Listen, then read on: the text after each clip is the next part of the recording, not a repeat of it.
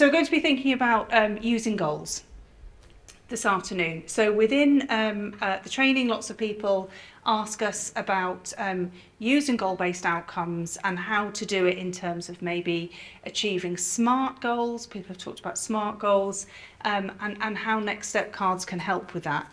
And often we don't necessarily have a lot of time just to go into goal-based outcomes.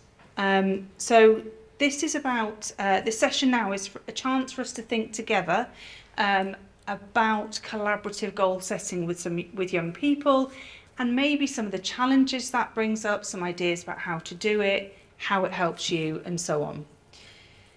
So this presentation offers a structured guide to implementing goal-based outcomes with children and young people, focusing on collaboration, empowerment, and measurable gains.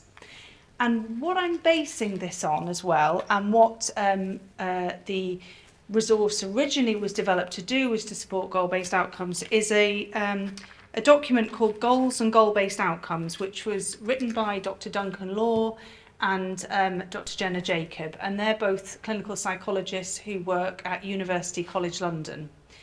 So they developed this idea of goal-based outcomes. Now, there's nothing new about goals. You know, goals are used in all kinds of different settings, but specifically a tool, a goal-based outcomes tool, the idea of the 0 to 10, and using it in young people's mental health. And they've written this guide. So the information I'm giving you today is based on that, and the Next Step cards were based on that originally, but then we discovered, you know, much wider uses for the cards in terms of what we've talked about today, the communication tool, the empowerment, but actually all that does come from having this focus on goals. What do you want? Okay, so we're going to start with a discussion because we want to make this session interactive.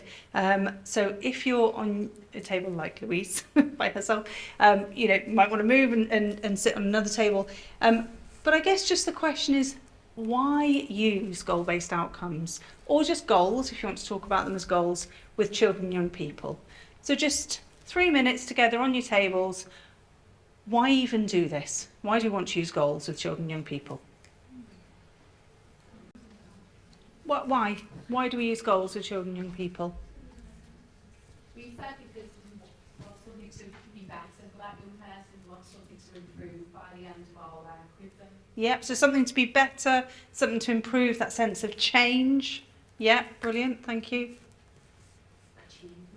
Achievement, yeah. So again, sort of that getting better somehow, yeah. I think it's about showing them that they've got the power to change things for themselves. So showing them that they've got the power to Yeah. change things, yeah.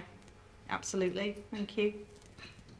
We're saying that the scale of 0 to 10 giving you the ability to track your progress towards that goal. Yeah, so tracking progress, the scale of 0 to 10 giving you that sense of tracking progress, because as we know, you don't just change overnight, do you? It's not just one session, one conversation, and everything's changed. So it's tracking that, and I think, Chelsea, you showed us a nice picture of how you show those different steps, don't you? Yeah, fantastic. Okay, so empowerment. So why use goal-based outcomes with children and young people? So it encourages children and young people to take ownership of their development and progress. So we heard that feedback, didn't we, when Ali presented what some of the young people had said, is that they're owning that achievement. Often when we're working with young people, we're saying that they need to be improving something or getting better or changing something. But by using goals, we're empowering young people. It can give a clarity of purpose. Often young people come to talk to us or working with young people, and there's a million things going on, isn't there? There's lots of stuff going on and everything needs to change. But actually, clarity of purpose means using goals gives a clear structure for either the therapeutic or educational intervention that we're engaged in. Another one is motivation. By setting their own goals, children feel motivated and engaged. And sometimes that's one of the first challenges that we get. You know, a GP will write to me, Fiona, please can you see Billy for this? I talk to Billy, he says, that's not what I'm worried about. This is what I'm worried about. Whose goal is it? You know, what do you work with? Answer, the child's goal. Always start with that. Measurable progress. So as you said, Louise, goal-based outcomes allows for measurable outcomes which can be tracked over time to ensure growth, to ensure progress. But what's really nice about tracking goals as well, and you might have found this, is, you know, when young people are getting close to achieving their goal and you sort of look back, you're able to say, you've done this. You said you were 2 out of 10 when we first met, now you're 8 out of 10. I'm not saying that to you. You've done it, you know, and if you can show that graphically, that can be really motivating as well. So what are goal-based outcomes? Goal-based outcomes is a person-centred, collaborative approach that helps children and young people set, work toward and achieve goals. And it focuses on empowering the child or young person by placing their goals at the centre of the interventions. So the key principles of goal-based outcomes is a child-centred approach. So the child or the young person is the primary voice in setting the goals. And as I just said, that sounds great. Yeah, we'd all agree with that. But sometimes in practice, it doesn't feel like that with some of the young people we're working with. It's a collaborative process. So adults, whether it's therapists, teachers, parents, practitioners, work alongside the child to set achievable and meaningful goals. If they could have done it without you, they would have done. You're there as the adult to facilitate that conversation, to really help them think about where they want to get to and what steps they need to make to get there. So another key principle of goal-based outcomes is flexibility. So goals should be adaptable and evolve as the child progresses or changes their mind. And that can be difficult sometimes, can't it? You've chosen a goal to work on, all of a sudden say, no, that's not the problem anymore. Okay, what are we working on now? But actually, within children and young people's mental health services, the guidance from that I talked about earlier is actually that you take up to 3 sessions to even agree a goal, because sometimes young people come thinking, I want to work on this. They get to trust you, they get to know you, they're talking to you. Actually, that's not the thing they want to work on, really. So we need to be a bit flexible about that. But also the outcome-oriented approach. So we need to focus on the progress towards achieving the specific goals rather than predefined standards or benchmarks. So that means rather than young people having to achieve a standard that somebody else has set, they're setting their own standard. And I sometimes talk about, say, young people who have anxiety and struggle to go to school. You'll probably know young people like this, especially since the pandemic, it's been even worse. For a young person who wants to access education but is struggling, going to school 1 morning a week might be their goal. That might be massive for them to go into that school and stay there for the whole morning once a week might be huge. But the standard is full attendance, 100%, 5 days a week, all year round. You know, that's the standard. So it's more personalised to what that young person wants or needs. So you probably recognise this from the Next Step Cards training, and it's the similar sort of cycle. So the steps in the goal-based outcomes process are, first of all, you engage with a young person. So you build rapport, and you ensure the child feels comfortable sharing their aspirations or challenges. You do your best with that, you know, you can't necessarily ensure it. And within that engagement phase, you might be asking open-ended questions like, what do you want to improve? What do you want to achieve? Now, if you use the cards, that's you've got sort of a ready-made way of looking at that. You can look at the life cards, they can pick a life card. That's how we train you to use the cards. In terms of goal setting, within goal-based outcomes, you collaborate with the child to set SMART goals. So those are specific, measurable, achievable, relevant, and time-bound. Now, that can be one of the hardest things in terms of setting goals. And my question to you, we'll be doing a bit of an exercise in a minute, is how smart does a goal need to be? And I don't know if you remember from the training, but in Next Step cards we talk about smarter. The ER at the end is enthusiastically reframe. So sometimes a child will set a goal and we might try and help them shift it slightly depending on whether it's sort of helpful to them or not. So an example of that is I want to make 2 new friends by the end of the school term. That's a SMART goal. Then we scale and rate. So we use a scaling system, so it's 0 to 10, to assess where the child currently stands in relation to their goal, where you're at the moment. And we ask the child to rate their progress during each session, which helps track improvements. So if you're working not using the Next Step cards, but maybe something like cognitive behaviour therapy, but you're still using goal-based outcomes, every session you'd be saying, how close are you towards your goal on a scale of 0 to 10? It says 1 there, that's wrong. It's 0 to 10. And actually that conversation about where are you at really can help inform you what's working well about your intervention, where you're meeting, the time you're meeting, the intervention you're providing with that young person, to help them think, what's our next step? How do we move this forward? And then it's the reviewing and the reflecting. So regularly checking in with the child to review progress and reflecting on what worked, what didn't, and whether it's the goals that need adjusting. So you're starting with a goal, you're working towards that goal, and through that reflection you think, is this the right goal or do we need to change it? So the role of adults in goal-based outcomes, there's 3 main roles. As facilitator, so you're helping the child reflect on their goals and guiding through the process without imposing adult views. That's the hard bit, isn't it? You know, you look at that child and you think, I know what you need to do. You need to get off your phone at night, get off Snapchat, stop hanging around with those kids. You know that you need to do that. But when you're using goal-based outcomes and you're in a facilitative position, unless it's unsafe, your job is to help them come to their own conclusions around what they need to do. And that's the empowerment, isn't it? But then you are there to support. You're there to offer encouragement, resources, practical support, but led by what that young person wants to achieve. So you're adding value where you can, but you're following their direction. And then as an evaluator, we know that some young people and adults, we dismiss achievement or success, don't we? We don't say to ourselves, I did really well with that today. We say, I didn't quite do it well enough, did I? Well, there's something else I need to move on to. But our role as evaluator is to help the young person really notice how well they've done, how hard they've worked, how much they've achieved, however small that might be.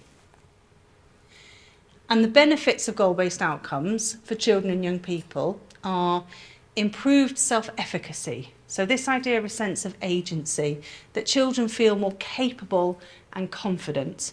And there's someone called Professor Peter Fonagy. He's just retired now from, you know him, Vicky, from University College London, and he has led on all the sort of NHS reforms on children's mental health in terms of the evidence base. He's a child psychotherapist as well as a psychologist. And I've heard him talk before, and he said the one thing we need to give our children is a sense of agency. The idea that they can make improvements in their own lives. Not that they're the best at everything, or they're never going to have any difficulties, but that they can decide they want to change something and have the confidence they're able to do that. But also another benefit is the increased engagement. So active participation in setting goals fosters a deeper commitment to the process. So young people that are included in setting their goals are more likely to achieve them because they're engaged.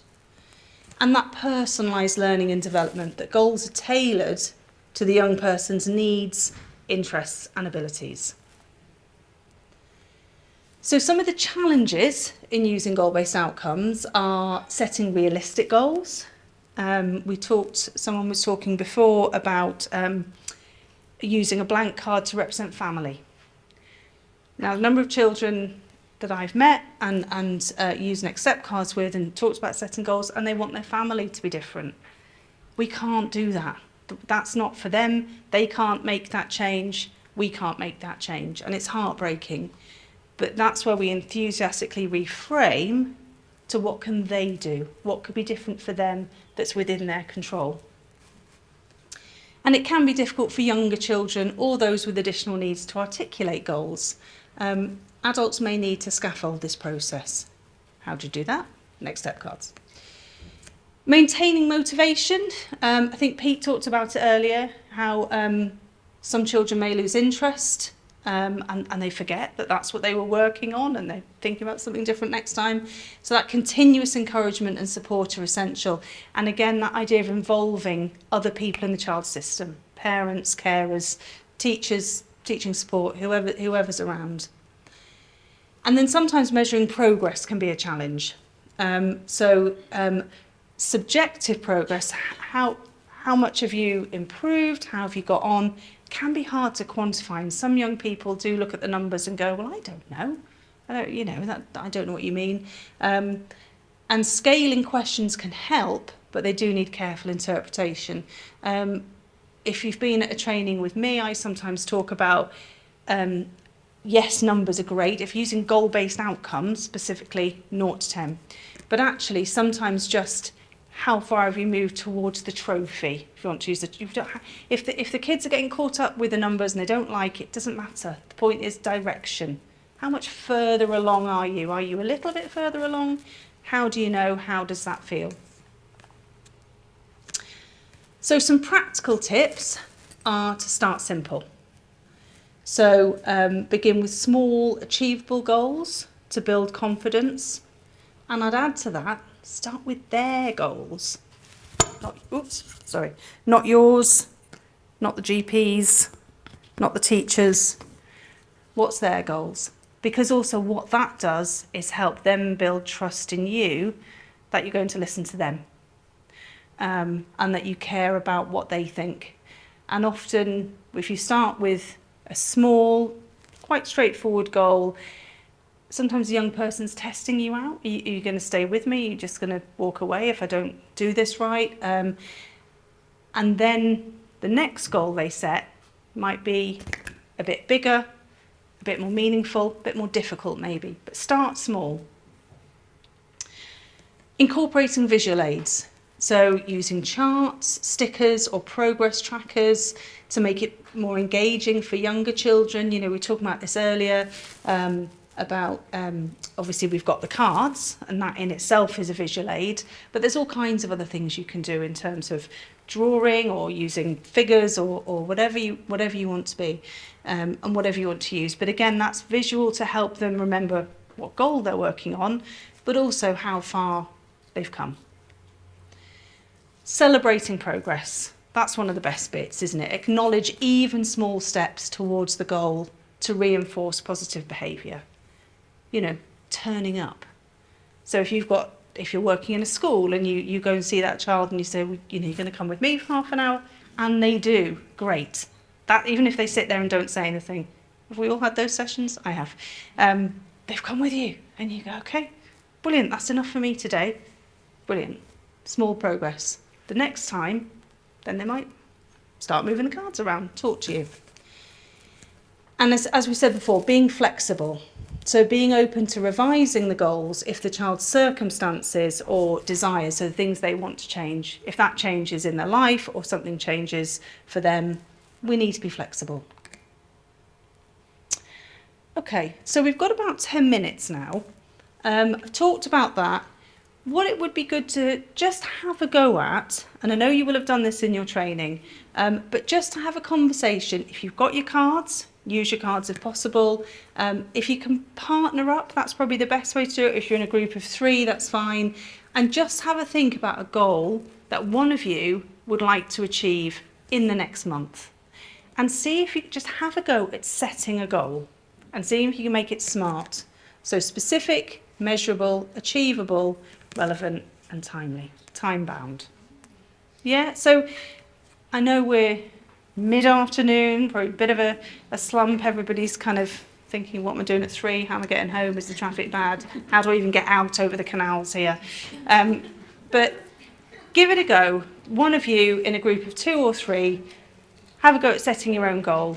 and we'll come back and get the feedback. Thank you. How did that go? Any feedback on identifying a goal, making it smart?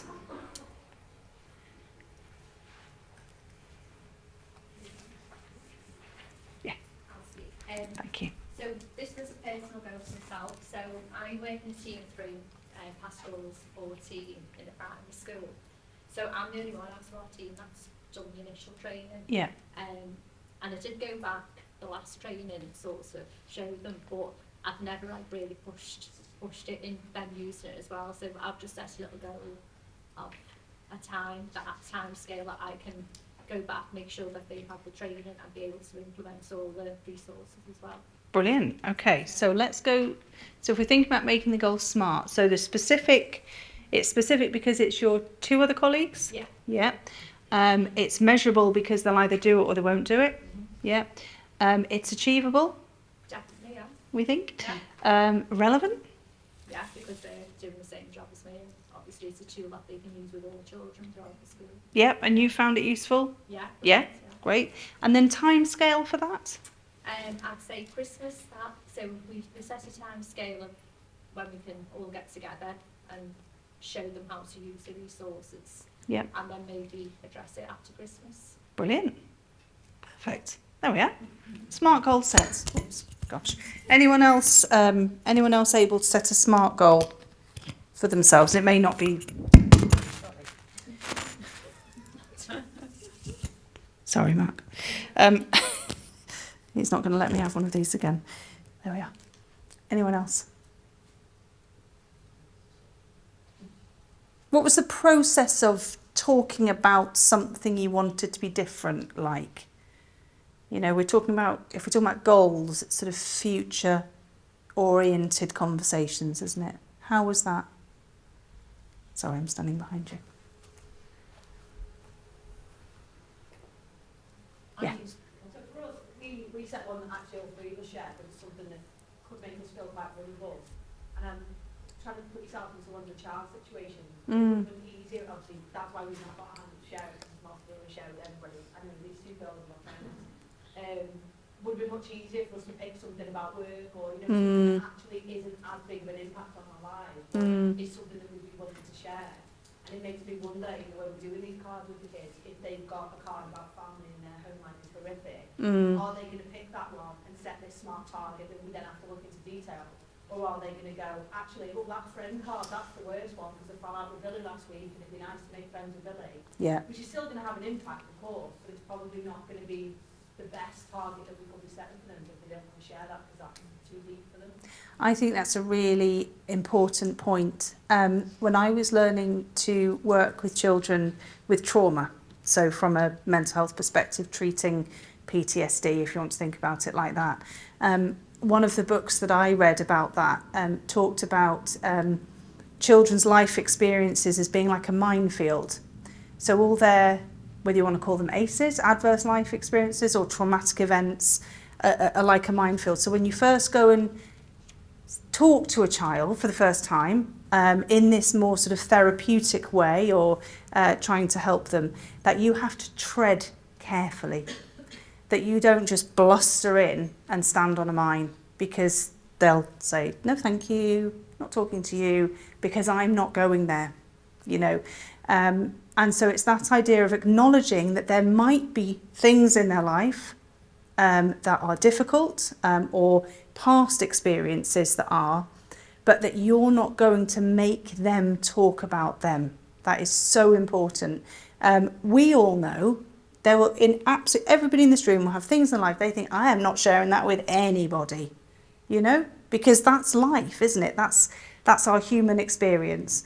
But if someone in a position of power, and as an adult you have inherently a position of power over a child, sits and says, tell me about this thing, that can be really re-traumatizing to a child, can't it? And to an adult. You know, I'm sure we've all had people asking intrusive things of our own, like, you know, you meet someone at a party or something, they start asking about things, you think, stop talking about that, I don't want to talk about that. Might just be me.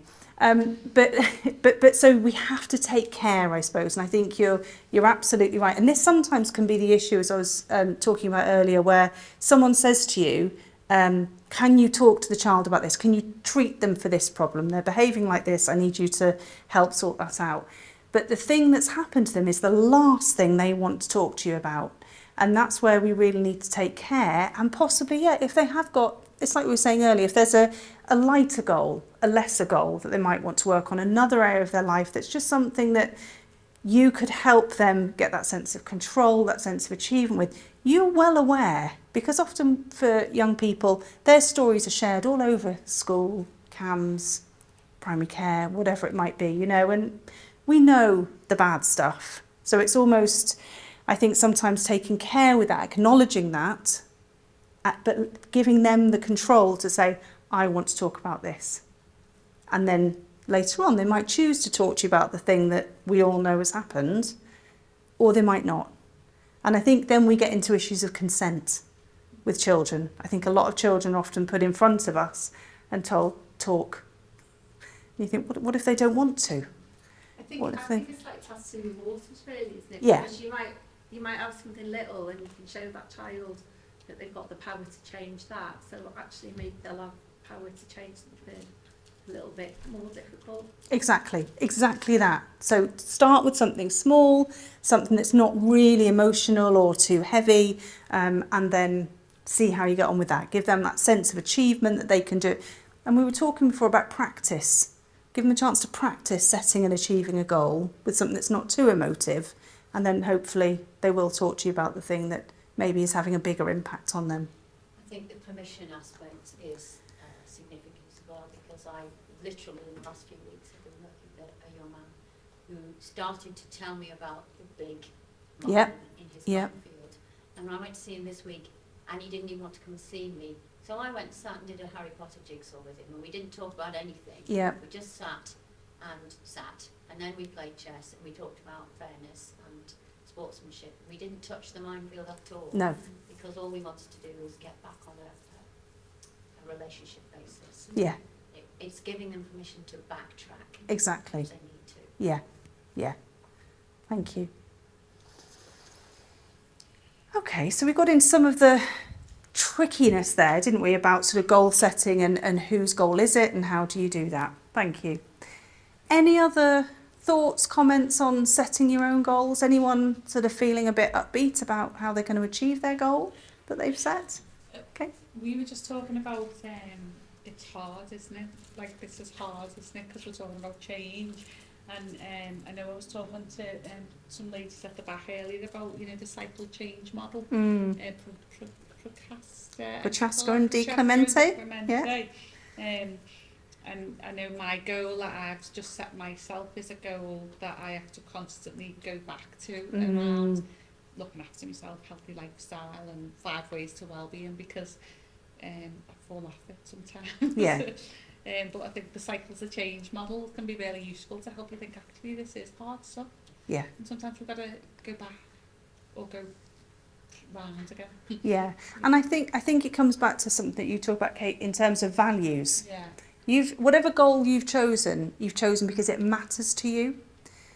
But again, if it was easy to achieve, you would have done it by now. So that's why we need a bit of a plan, a bit of a focus, a revisiting. Let's remind myself that this is important to me, that this is something I want to achieve. And that's the same for the young people you're working with as well. Okay. So, well, if you want to... 5 minutes. Yeah, that's all right. So we won't do the case study, but I guess just to conclude, the key takeaways we've got are that goal-based outcomes is a child-centred, collaborative, flexible tool that empowers children and young people to achieve personal growth. It encourages self-reflection, responsibility and resilience by making the child an active participant in their development. And I think that's interesting that it's an active participant in their development, but they also need to have control over what they talk about and what they don't talk about, as we've just said. And through continuous review and support, goal-based outcomes can lead to measurable and meaningful changes in the child's life. And just think about your point there, Kate. You know, if you had someone reminding you every week, how are you getting on with your goal? it would help you, wouldn't it? Remember, so having to remind ourselves can be difficult. So having someone else know of our goals and support us with our goals can be really helpful. I don't know if anyone's ever had sort of a coach or or a good friend, you know, someone that says to you, remember you wanted to do this, how are you getting on? You know, that reminder can be really, really helpful to us. And that's what we're doing for the young people we work with. So any final questions or anything you want to know about goal-based outcomes before we finish? Yeah? Just that one more quick bit as well. I think sometimes when we're putting our like achievable target, we maybe let society pressure, put the pressures a little bit. Say for example, you're trying to learn to run a marathon. Yeah. If you put your target is that you're just going to do an extra minute running in your head, you might think, well, that's rubbish, and Yeah. you know, he's going to think that that's a terrible target. But for you, that might be achievable. Mm. Then you set yourself something based on science and pressure, for example, running for an extra 4 minutes, which you know full well you're never going to do. Mm. Then you fail, so then your target becomes useless. So I think not allowing that societal pressure to make the target bigger than it needs to be. It needs to be very specific to what you are able to achieve rather than what people might think that you should be achieving. Exactly. So there's two things there, isn't there? It's other people's goals for you, or standards, or sense of what is what you should. That word should. What you should be achieving. So it's making sure that your goal is your own and breaking it down. And that's literally the point of Next Step cards, isn't it? That's why we developed them, because goal-based outcomes, the tool that we had said, yeah, work with kids, say scale it 0 to 10, and then the children would look at us and say, but how? And we'd say, oh, by doing some CBT? I don't know. So, you know, then we, by breaking down the goals, exactly as you said, and just one step forward, just one step. And I don't know if anybody's heard of, there's a book called Atomic Habits that I've read sort of a little bit of, not the full thing, but that's a bit like that. The idea that tiny little things done on a very regular basis can lead to huge changes. And that's what we're saying here, aren't we? And your job, I guess, as the adult, or the friend, or the coach, or the colleague, is to help people break down their goals into small steps and celebrate them. And say, you did an extra minute. That's what you wanted to do, and you did it. Woo! You know? And then you're going to do 2 minutes. And that's great. You know, and helping, like you say, set those achievable steps and not going too far. Yeah. Brilliant. I was just thinking, I talk to children and adults about stacking habits. So, so you can you're more likely to build a new habit if you stack it on top of an old one. So, for instance, if you're trying to build a habit around mindfulness, for instance, or like practicing some breathing activities, or even, I meant to say this before, you know, that permission slip idea. If you stack it, say, and you do it when you brush your teeth, and you know you brush your teeth twice a day, and you do that straight afterwards, you're more likely to remember, and it works for kids as well. So quite a nice way to think of it. Yeah, brilliant. Yeah, so I haven't heard it called that before, but so stacking habits. I'll be using that in my life. Thank you, Kate. Okay, so we're just going to wait for our colleagues to come back from the other room now. We do have some feedback forms that we need you to complete, so please don't all run off unless you have to. Vicky, I know you need to go. So, bit of feedback, final discussions, and then we'll be done by 3. Any last thoughts, questions from anybody? I think I'm just happy that I know now that I don't have to use every single card. I think I was overwhelmed by Yeah. that all of them were there. Yeah. And learning that I don't have to use all of them makes me feel a bit better for the children I work with. Brilliant. Yeah. So That I'm is happy one- with that. That is one of my favourite things to do, is when a child says, I don't know what that card means, and I throw it Yeah. across the room. I can't do much throwing in my job, but I enjoy that because we discard it and we say, it doesn't matter. This is up to you, what you want to use. So that's great Yeah. that you've learnt that. Thank you. Any other thoughts or comments? No? I mean, obviously, giving you feedback, thank you so much, and that will really, really help us think about where to go next time in terms of developing our best practice events and thinking about what you need. I suppose I'd just like to say a huge thank you to you all for coming. We were talking at the beginning, it's like when you organise a party and you think, is anyone going to come? Because you all said you were going to come, but you never quite know. So thank you very much for coming and for staying till the very end. I'd like to say a big thank you to all of our presenters. So Kate, Pete, Sophie, Chelsea, Ali, Jane, Heidi and Jess, who've helped as well. A very special thank you to Holly, Kate's daughter, who we saw in the video and as you heard, wants feedback. So Kate will take that back to her. And you might have guessed that she did our voiceover for the research feedback. So, very talented girl. Thank you very much to Holly. Very special thank you to Jenny. Jenny is our biggest asset, apart from back cards, in Next Step, and really couldn't do it without her. So please stay in touch with Jenny. If there's anything you need, let Jenny know. If you've got any thoughts about how we can support you with your practice, that's what we want, is to make sure that you feel confident in using this resource with young people. Or if you've got some examples of how you've used the cards differently, please tell Jenny. We're really keen to stay in touch and hear how you've got on.